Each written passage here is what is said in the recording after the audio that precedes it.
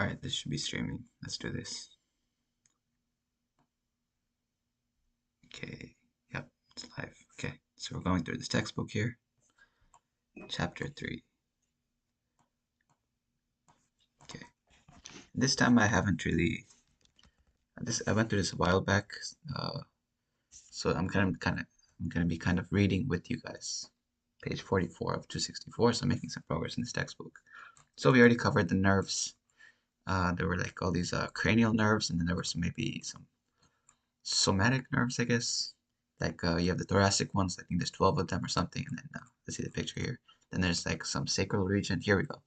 You got the thoracic, so you got these cranial ones, the head, they innervate the face, and then you got the thoracic ones, 12 it looks like, and then you got some sacral nerves, and you got some L's, which must be lumbar. Yeah. So, and then we learned about how these nerves innervate certain regions, like on the skin and muscles and stuff. We call these dermatomes. These are like strips of skin, patches of skin, and then so like something like what was this? I forgot this illness, disease, whatever. Was it some kind of pox or shit? I can't remember. But let's read this here. What does it say? So yeah, shingles. When you get shingles, it has to do with one of these nerves because it affects a particular dermatome, like a strip of skin. And mapping these out, the people have mapped out, scientists have mapped out like which nerve kind of corresponds to which patch of skin, strip of skin, or like muscle, whatever. This has been quite a breakthrough because they know which nerve is now responsible for a certain kind of malady. Here we go. So that's kind of what we covered last time. We also looked at some of the stuff about how neurons work. You have the axons, the dendrites, which are the axons project an action potential, so an electric charge, to convey signals. So the axons are pretty long, like some nerves that come out of the spinal cord. They can project even down to like your toes, I guess. So they can be like 3 feet long. It's really long axons coming out of the neurons, and then they have a cell body. So here we go. It's like this would be the axon here. That's the axon that projects the and sends signals via action potentials, electric charges, signals, whatever. And then, of course, at the end, like this part, the terminal of the axon would synapse, so like there'd be a gap, and then it would cross the synapse using some chemicals to communicate with the dendrite of the second order neuron. So the dendrite's the receiving end. You got a cell body. The cell bodies for the nerves that we're looking at, that regarding pain and stuff, like in the peripheral nervous system. So these cell bodies lie in the dorsal root ganglions. These are kind of clumps on here. Where's the picture for this? Here we go, I guess. So you got the spinal cord, and then you got shit coming out, nerves this way and that way. You got the ventral side, then dorsal side. Dorsal is the back, ventral is the front. And on the back side, you got these dorsal root ganglions, which are like these clumps here, and those harbor the cell bodies. Anyways, and you got first and second order neurons. Like the first order will detect stuff from the environment, let's say, send it, and then they'll kind of synapse on some second order neurons, which will go up the spinal cord and into the brain. And there you get third order ones, which we're gonna cover today in this third chapter of the textbook. So let's go to that chapter, page 44. Here we go. The first order cell neuron here, and then it synapses on the second order one, which goes up the spine to the brain. And today we're going to cover the third order one. And then there's A delta and C type types of neurons. I think one of them is faster. I forgot which one. I think it was let's see. Okay, so A delta fibers are more localized. I'm guessing these are the faster ones. Yeah, here. The A delta neurons provide almost instantaneous response to an injury. One other thing we looked at is how the first order neurons don't always necessarily, like this is just one pathway where they go onto the second order one neuron, which goes to the brain, and that takes some time to get for the signal to get to the brain. But there's a faster circuit here. There's a second pathway, which which is responsible for the reflex. So the reflex comes before even your brain is aware of what the heck is happening, because that takes time to go up there. Whatever. So let's move on here. Okay, third chapter. So we have an interneuron imposed between the first order and the second order, nociceptive, nociceptive to do with pain.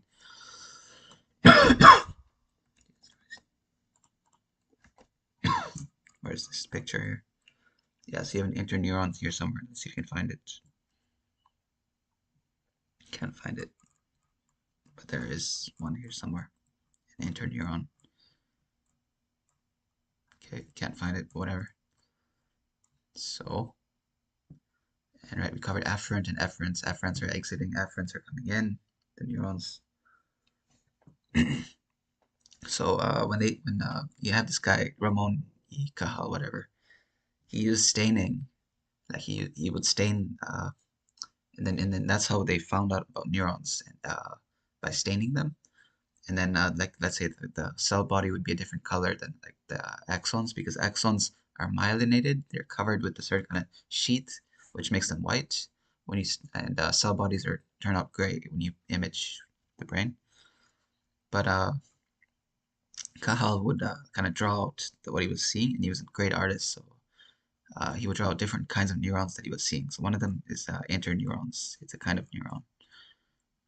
Interneurons you usually find in the brain. They're really like short axons, because they have to make a lot of connections. Whereas the neurons in your peripheral nervous system are very long. Like they have to go and like innervate your toes, for example, from the spine. So it's a really long projection. But okay, let's keep going here. Yeah, so it talks about the synapse, which is the gap between the axons of terminals of one neuron and the dendrites of another. It's a gap. It's a gap. Okay. We'll cover this in the next chapter. It says the morphology and function of the synapse, yeah, between the first and second order neurons. That's where we'll learn probably about neurotransmitters, like the chemicals that convey signals across the synapse. Neurotransmitters is where you learn about stuff like dopamine or serotonin and all that stuff. Oh, here it is. Here's the picture. So you have an interneuron between this central process and the next neuron that it's interesting. So in this second pathway that is responsible for the reflex, like here it picked up a signal, and here you might have like the spinal cord here, and instead of one pathway goes up to the brain, but the second one that goes right back in and contracts the muscle. For that second neuron here, there's in between there's an interneuron. It's a really short neuron, like I talked about. Okay, so let's move on.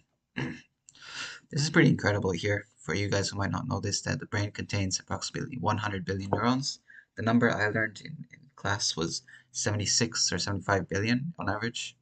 But yeah, let's just say 100 billion neurons. And each of these is making connections with other neurons. And some of them can go up to like 10,000 other neurons. So the brain is estimated to have 10 trillion, is estimated to have a trillion neuronal circuits.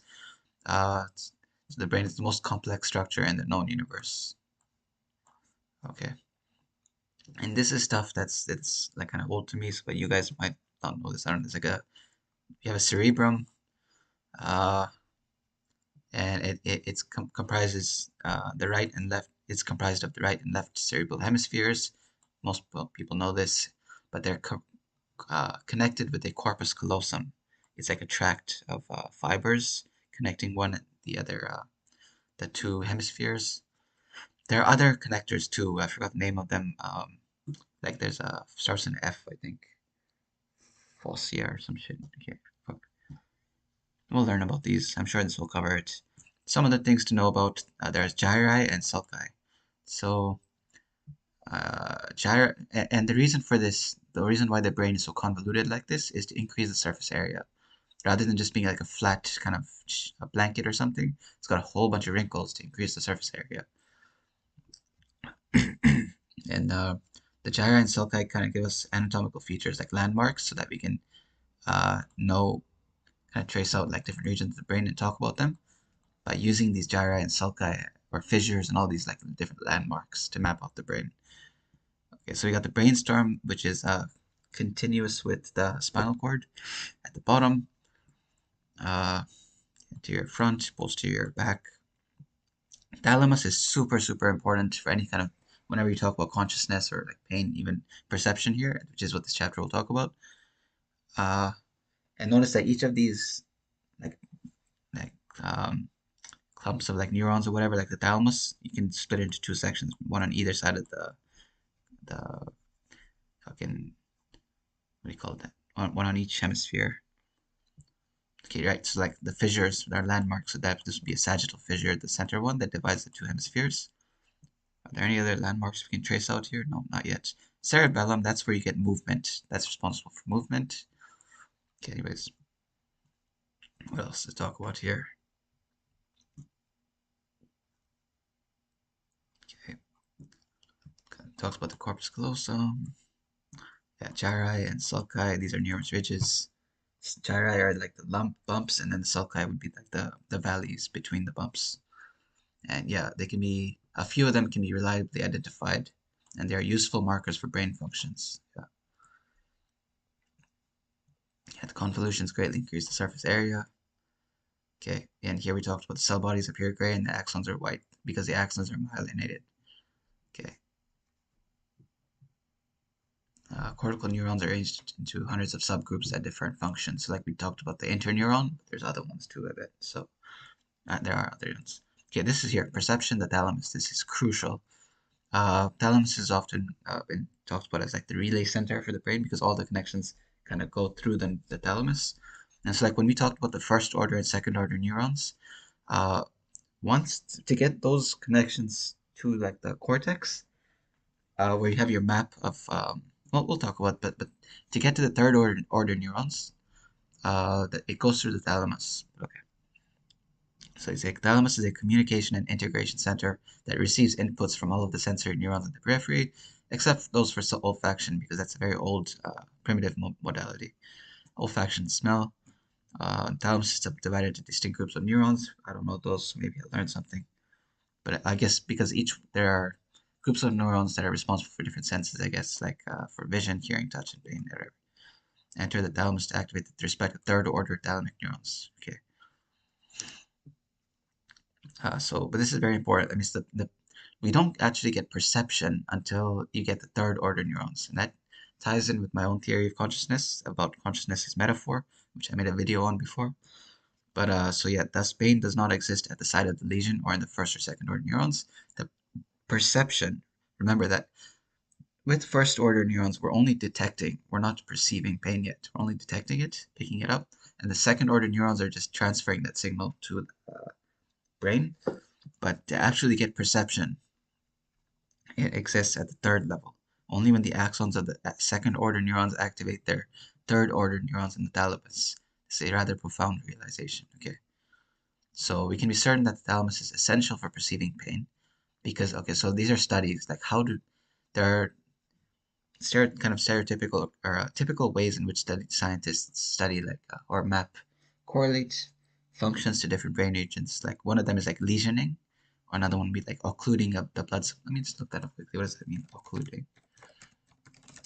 I think it means like cutting off the blood supply. But yeah, stop, close up, or obstruct. So like they'll shut off the blade. Let's say the blood supply to a region, and you can see how that varies with the phenomenology of a person, a patient, or whatever. What are they experiencing, right? So when you stimulate, all right, they can electrically stimulate regions of the brain. So different experiments like these, like loss of function research, whatever. So like when they stimulate the thalamus, it gets pain. You get pain. Ablating. What does that mean? Remove body. Okay, it's like actually removing it. Okay, so when you ablate or remove other regions, that mitigates the pain of the thalamus, including the blood supply. You get severe pain in the thalamus from occluding the blood supply. Interesting. We don't know how this all happens. Like, how do you get the sensation from like what we just talked about? But we do know there's a correlation there. But we also know that the thalamus is only kind of one component of a vast neural network that determines whether or not we will feel pain and to what degree. It's not just the thalamus. We also know that the pain is hierarchical. For example, some injuries feel more painful than another one, and then that can switch really quickly. So you get another serious injury, yeah, the pain from the latter will supersede the pain from the former. So pain is hierarchical. And the shift in the perception of pain, that doesn't happen in the thalamus. That's from even higher centers in the brain. And the thalamus is going to relay these signals to those higher regions. We're going to learn about that. Attention is, for example, a crucial kind of moderator or mediator or something, modulator, whatever. But yeah, I think modulating would be the word. So, like for example, when you're fixated on a bear attacking you or something, you're not really experiencing pain in that moment, no matter how severe the injury. So attention is kind of modulating all that, and that's not happening in the thalamus probably. So okay, so Some of the some of the third order thalamic neurons involved in the perception of pain have axons that project to a specific area of the cerebral cortex. So probably going to learn about like the sensory motor cortex. I remember that's covered. But okay, here. Yeah, the sensory cortex, that's next. So like the thalamus projects in particular, one of the places it projects to is the sensory cortex. So we're going to talk about this, these higher regions of the brain. So it's talking about anesthesia and seizures. What is it talking about? So like a lot of research was done with like epileptic patients because that's the one chance you get to really be intrusive in their brain. Because to fix epilepsy, really bad epilepsy, they might actually have to like take out a portion of the brain or something. So you get a lot of science happening there.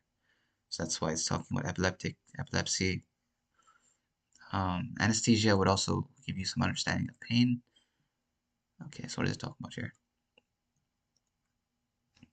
It's talking about these sulci, these gyri that we said are landmarks in the brain. So there are a few that are reliably mapped out. Like for example, this postcentral gyrus comes up again and again. Central sulcus, so that will be like the valley, and this will be the ridge, the gyri. And this is important because the sensory motor cortex, I believe, is like around here somewhere. So like kind of gives you the landmark for where the sensory cortex is. And the sensory cortex has this somatic map of the body. Here you go, this homunculus. It's not the kind of, so when you draw usually a homunculus, it's like a regular person, but the senses, how the body picks up senses or senses things is not proportional. So for example, your hand has the most neurons or whatever to pick up stuff like sensations, or like the lips, the face, whereas other regions of the body doesn't have much. Like the heart has almost nothing. That's nothing pretty much probably, I think. That's why you have referred pain for the heart attacks. Like the crotch region, yeah, like these are very and notice that the feet are right next to the genitals, which is why people often have foot fetishes, that they're connected for how they're laid out in the sensory cortex. Okay, let's move on here. Uh, what is this? And stimulation along the gyrus elicits reproducible sensations from the body. So that's kind of like how you can connect different parts of the cortex that map the somatotopic map to certain regions in the body. Yeah, a sensory homunculus. It's not proportional. You have more pain receptors in some parts of the body than others. Uh, yeah, the density of the inputs from each body region, they're not proportional. Yeah, the face, hands, and feet have an outsized representation in the cortex because they have the greatest number of inputs from first order nerve endings. Um, Most important is that we now know that the brain recognizes the source of a lesion because the axons of the second order relay action motor activate the appropriate third order. So like the brain knows where the input is coming from because it has this map, I guess, of where the third neuron. Or fuck it. Okay, this talks about the visceral, the interoception, like the heart, lungs, organs, whatever. What does it say? Yeah, and this is sensory cortex that map, the somatotopic map we looked at. There's no representation of the heart or other viscera, which is paradoxical because we do experience pain from the heart and stomach, and not to mention many other organs. So how is that happening? The explanation is that the pain from these internal organs is communicated via nociceptive visceral neurons. Okay, and uh, hmm, their peripheral processes reach their target organs via a unique set of nerves and signals communicated by the central process. Okay, so we're going to cover this in chapter 7. So it's kind of relying on a different kind of system. So right now we're mostly looking at exteroception, like inputs from the environment rather than our internal organs. Okay, so the somatosensory system. Uh, okay, so the axons of the second order neurons, they cross the spinal cord. Yeah, like they kind of go to the back, I think, and then ascend to the third order neurons in the thalamus in a bundle that is known as the spinal thalamic tract. Okay, so damage to the spinal thalamic tract will have an effect on pain signals from the opposite side of the body, which is important in diagnosing spinal cord injuries. The pinprick model. Um, This showing how the inputs are communicated to the brain, I guess. We already looked at most of this. Let's see here, though. Uh, if you pinprick, let's say, to the right index finger, the pin pierces the skin, resulting in the case. You have action potential that terminals of the first order nociceptive neuron in the area of the injury. The median nerve, what the fuck is this? The potentials will propagate whatever. Okay, this is kind of not so important. It's level C5 to T1. These are different spinal nerves, which bifurcates, right? We already know this. You get two pathways. One of the branches will you get to the communicates with that interneuron and then to the other neuron, which causes the reflex. Yeah, to elicit the contraction of the muscle right away. That's the reflex. But then there's another pathway that goes to the brain. We already covered all this. And here, this kind of illustrates how you have the first order neuron, the second order neuron going to the brain, to the thalamus, and then in the thalamus it connects to the third order neuron, which now goes to the sensory cortex with that somatotopic map that we looked at.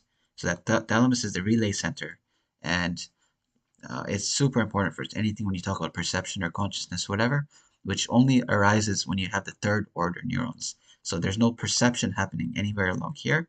You're only detecting stuff. The perception happens here. Anyways, let's keep going. We already covered all this.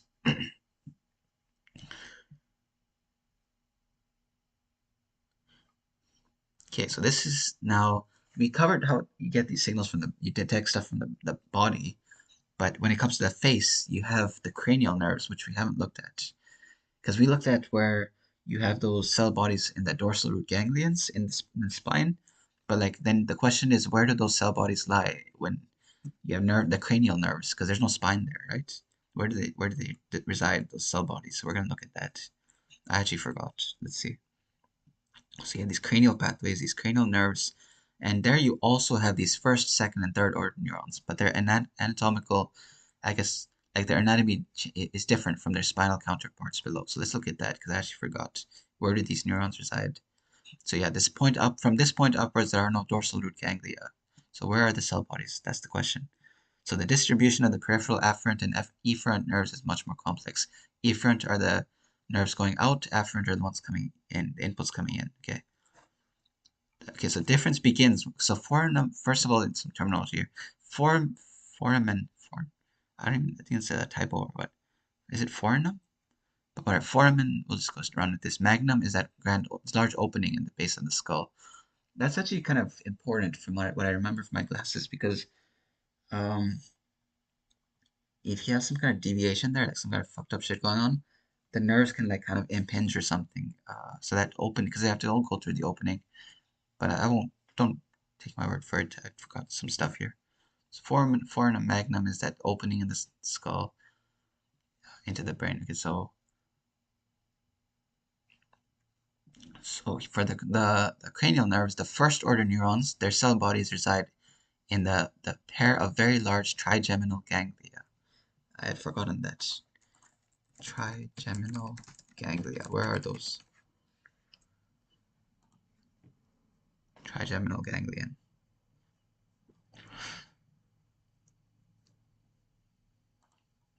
Okay, so back here. You see that? So like you have different cranial nerves coming in, innervating different parts of the face. We're going to learn about this. At one point I had to memorize them, now I've forgotten all of them. But so apparently there you have a trigeminal ganglion, which is where all the cell bodies for these neurons reside. Okay, so that's where they are. And there's a pair of them. And they're large. Okay. These ganglia are located outside the brainstem and house sensory neurons that have functions comparable to those in the dorsal root ganglia. Okay.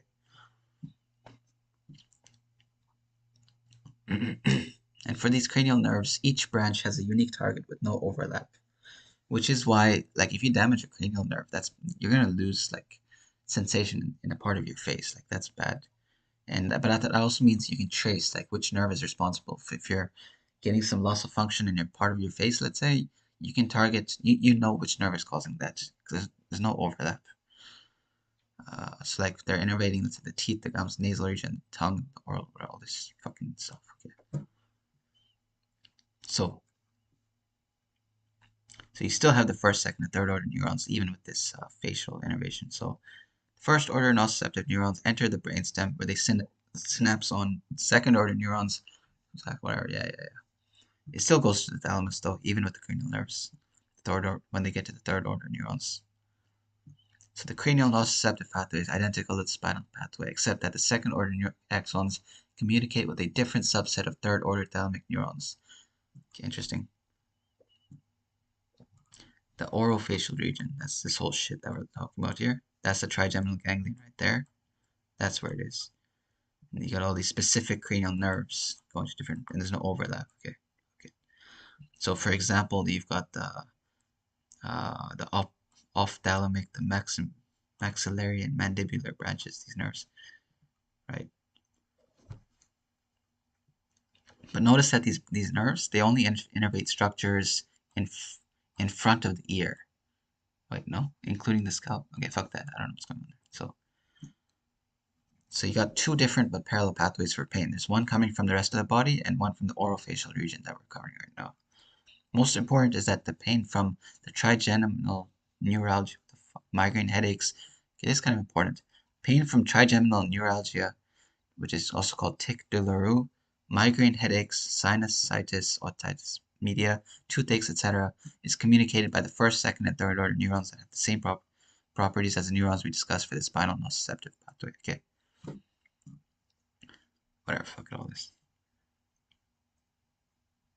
Okay, so the head and scalp is actually still innervated by spinal nerves. The orofacial region, which is in front of the ear, that's the one that goes to the trigeminal ganglia. That's a cranial nerve problem, right? Whereas any kind of pain in the back of the head, like your scalp or the back of the head, that's actually not the cranial nerves. That's still your spinal nerves. So, anyways, in conclusion, just to wrap up, we know how clinicians they can trace the precise nerve pathway that communicates pain information about a lesion from any point on the soma. That's kind of all we just covered. I'm actually tempted to go into chapter 4 because we didn't get much out of chapter 3. That was short. We're on to page 58. Let me just check the chat quickly before I move on. Okay, nothing's happening. Cool. Molecular neurobiology of pain. That's actually an involved topic. Very complicated, so I'm not sure if we should go into this or save it for another day. Let's just quickly. Yeah, this is very, very involved shit. Because this is where we're going to talk about action potentials, the different, what happens in the synapse, the neurotransmitters, the chemicals. Yeah, this is a hard chapter. So let's cover this next time. And I will have to refresh because this goes into more detail than what I've looked at. Like I haven't learned. I know like sodium, potassium, calcium, but this is looking at even more stuff. I think like AMPA receptor. I've forgotten. We learned about this, but I've forgotten it. So it'd be a good review for me. So let's leave it at that. We went to page 58, which is pretty decent. Page 58 of 264. Not bad at all. Enough for today. Let's end this.